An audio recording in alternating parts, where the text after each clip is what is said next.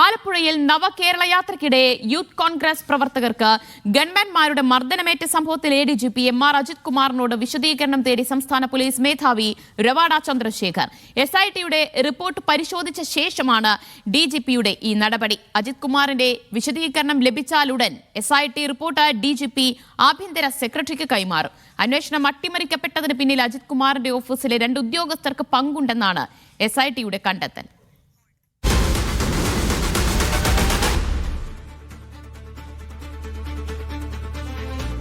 Sijo V John വിവരങ്ങൾ നൽകും. സിജോ, അജിത് കുമാറിനെതിരെ നടപടിയെടുക്കാൻ തക്ക കണ്ടെത്തലുകൾ, വിവരങ്ങൾ SITയുടെ റിപ്പോർട്ടിലുണ്ട്. അപ്പോൾ നടപടിക്ക് മുന്നോടിയായ ഒരു സ്വാഭാവിക നടപടി എന്ന രീതിയിലാണോ ഇപ്പോൾ അജിത് കുമാറിനോട് വിശദീകരണം തേടിയിരിക്കുന്നത്? എന്ത് നടപടിയാണ് പ്രതീക്ഷിക്കുന്നത് അജിത് കുമാറിനെതിരെ?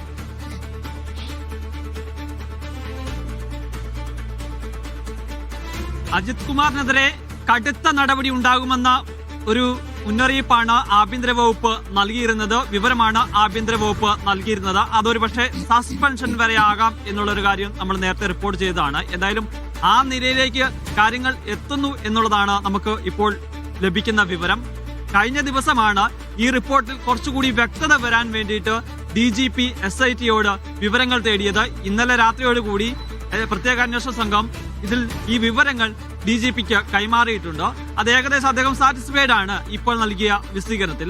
ആദ്യഘട്ടത്തിൽ നൽകിയ ഈ റിപ്പോർട്ടിൽ ഈ അജിത് കുമാറിനെതിരെ ഉദ്യോഗസ്ഥരുടെ മൊഴി മാത്രമാണ് ഉണ്ടായിരുന്നത്. പക്ഷേ അജിത് കുമാറിന്റെ പങ്ക് സ്ഥിരീകരിക്കുന്ന തരത്തിലുള്ള കൃത്യമായ വിവരങ്ങൾ അതിലുണ്ടായിരുന്നില്ല. പക്ഷേ ഇന്നലെ നൽകിയിരിക്കുന്ന ആ റിപ്പോർട്ടിൽ ഇതുമായി ബന്ധപ്പെട്ട അജിത് കുമാറിന്റെ ഇടപെടലിനെ സംബന്ധിച്ച് കൃത്യമായ വിവരങ്ങൾ ഉണ്ടെന്നാണ് മനസ്സിലാകുന്നത്. അതിന്റെ അടിസ്ഥാനത്തിലാണ് ഈ റിപ്പോർട്ടിന്മേൽ ഇപ്പോൾ അജിത് കുമാറിനോട് DGP വിശദീകരണം തേടിയിരിക്കുന്നത്. അനൌദ്യോഗികമായ ചില കമ്മ്യൂണിക്കേഷനും അജിത് കുമാറുമായി DGP ഓഫീസിൽ നിന്ന് നടന്നിട്ടുണ്ടെന്നാണ് നമുക്ക് ലഭിക്കുന്ന വിവരം. അജിത് കുമാർ ഇപ്പോൾ തിരുവനന്തപുരത്തില്ല.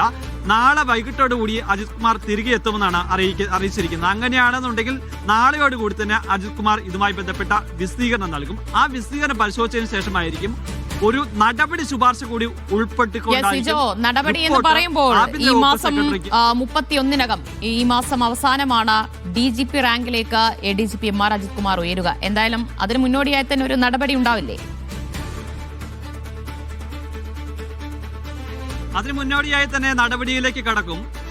സംസ്ഥാന പോലീസ് മേധാവിയുടെ മുന്നിൽ ഈ റിപ്പോർട്ട് എത്തുന്നത് 23-ാം തീയതിയാണ് കഴിഞ്ഞ മാസം. പക്ഷേ 3 ആഴ്ചയായിട്ടും അതിന് തുടർ നടപടികളിലേക്ക് പോയിരുന്നില്ല.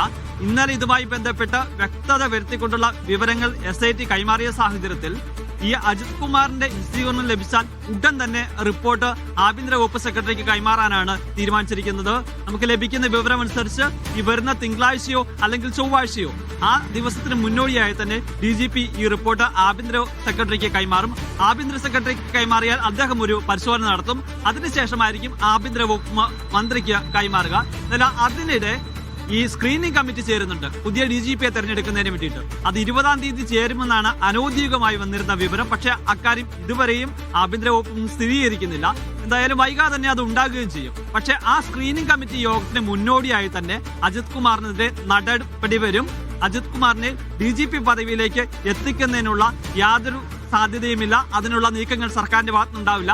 അതിന് മുന്നോടിയായി തന്നെ അജിത് കുമാറിനെതിരെ നടപടി സ്വീകരിച്ച് ഈ DGP തസ്തികകളിലേക്ക് വരുന്നത് ഒഴിവാക്കാനുള്ള ശ്രമത്തിലാണ് ആഭ്യന്തര വകുപ്പ് ഉള്ളത്. അതെന്തായാലും ആഭ്യന്തര വകുപ്പ് നേരത്തെ അക്കാര്യം സ്ഥിരീകരിച്ചിരുന്നു. നമ്മളത് നേരത്തെ വാർത്ത നൽകിയതാണ്. പക്ഷേ ഇവിടെ ആഭ്യന്തര വകുപ്പ് പറയുന്ന ഒരു പ്രധാനപ്പെട്ട കാര്യം, അല്ലെ ആഭ്യന്തര വകുപ്പ് മന്ത്രി പറയുന്ന പ്രധാനപ്പെട്ട കാര്യം എന്ന് പറയുന്നത് അജിത് കുമാറിനെതിരെ ഒരു നിയമ നടപടി സ്വീകരിച്ചാൽ സ്വാഭാവികമായും അദ്ദേഹം ട്രിബ്യൂണലിനെ സമീപിക്കും. ട്രിബ്യൂണലിൽ നിന്ന് അതിന്റെ കോടതി കയറാനുള്ള സാധ്യതയുണ്ട്. ആ ഘട്ടത്തിൽ ഏതെങ്കിലും തരത്തിൽ സർക്കാരിന് തിരിച്ചടിയാവുന്ന രീതിയിലാവരുത് ഇതിന്റെ നടപടിക്രമങ്ങൾ. പഴുതടച്ചുള്ള രീതിയിലുള്ള നടപടിക്രമങ്ങൾ പാലിക്കണം. അത് വൈകിയാലും കുഴപ്പമില്ല, വിമർശനങ്ങൾ ഉയർന്നാലും കുഴപ്പമില്ല. പക്ഷേ ഒരു ഘട്ടത്തിലും നടപടി സ്വീകരിച്ചതിന് ശേഷം സർക്കാരിന് തിരിച്ചടി ഉണ്ടാവരുത് എന്നുള്ള കണക്കൂട്ടിലാണുള്ളത്. അതുകൊണ്ടാണ്